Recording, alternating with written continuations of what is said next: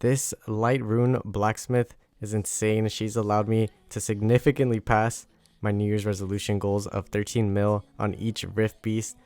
So as I was looking on YouTube to see how I can use her, there's really no guide on the runes, the turn order, and all that such. So I'm going to go over it kind of quickly in this one. My takeaway from this is that you want to make sure that the turn order is correct. You want to have as many fight sets as possible. As you'll see in this video, I didn't have as many fight sets as I needed. I was missing like 3 or such, and then when I hit my higher scores, I was still missing 1 fight set, so there's still room for improvement. And you're going to need a damage dealer with a really good damage set. You're going to be either using Brandia or Crow. I just threw on my Lucian set onto my Brandia because it does a pretty good amount of damage. I can still squeeze out some more damage.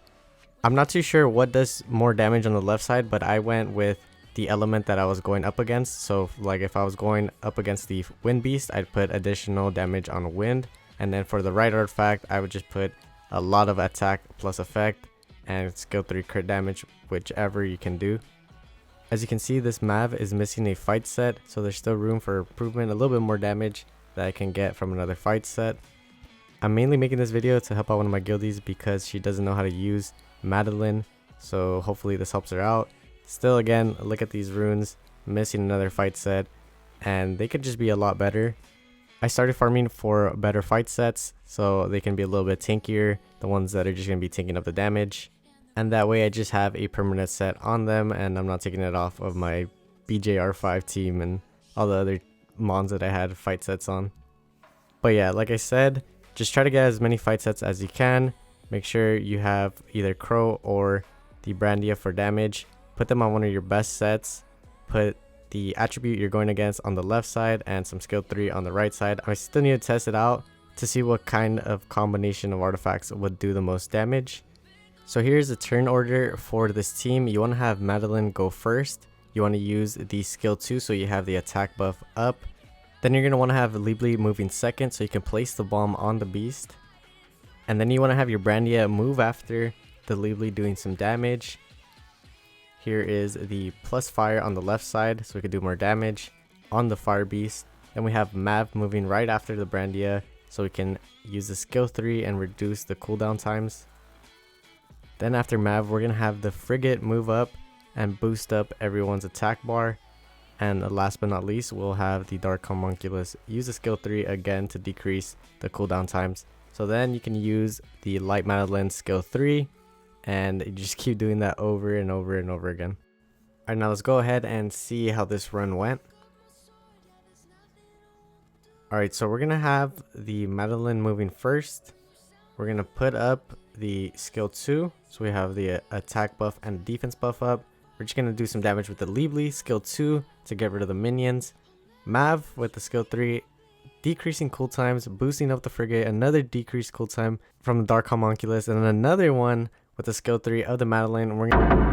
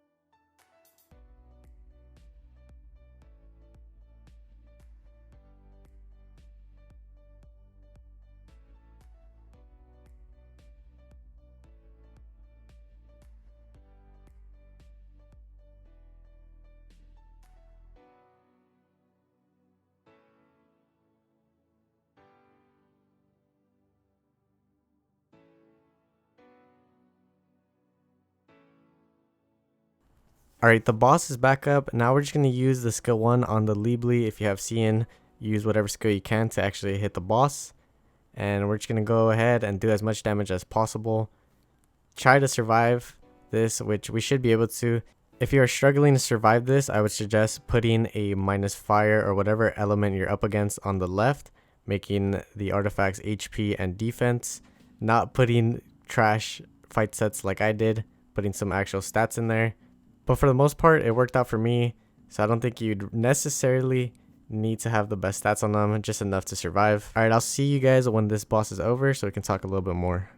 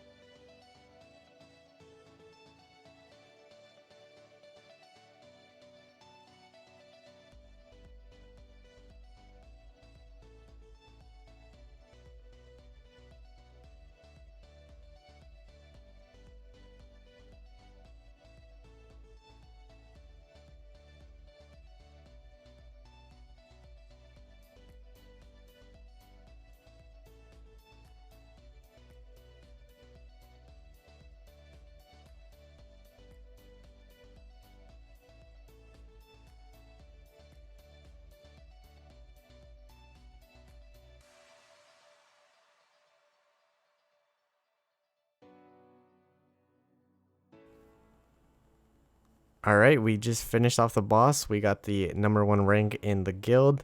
Let's go ahead and see what rank we hit in the chat. We hit 22.7 million. We got a fuck you coming out from Sir Michael. Shout out to my friend Michael. I ended up hitting rank 17 in the Fire Beast, and this is with one fight set missing and without putting the best damage set on my Brandia, which is something that I'm too lazy to do, honestly. I think I'll probably come back to this one in the future and see if I can one up my scores again. So at this point, I hadn't beat all the beasts. Again, the Wind one was the most difficult one for me. I hit 31k on the Light Beast. I still hadn't done this one as well. So this is when I finally beat the Wind Beast. I ended up getting 32 mil, hitting rank 20 in the Wind Beast. Really nice. Taking the #1 spot in the guild. And at this point, I believe I was ranked #1 in all of them. Shout out to Plunger for making it very difficult to hit that #1 spot. Same to Mort. Mort has always had the #1 spot, and I'm pretty glad that I finally beat Mort. But yeah, that's pretty much it for this video. Thank you guys for watching. If this helped you out, leave a like, comment, and subscribe. I'd really appreciate it. If you want to see more of this kind of content, let me know in the comment section below. I'm going to be farming for another fight set and better artifacts. But yeah, I'll catch you in the next one. Peace.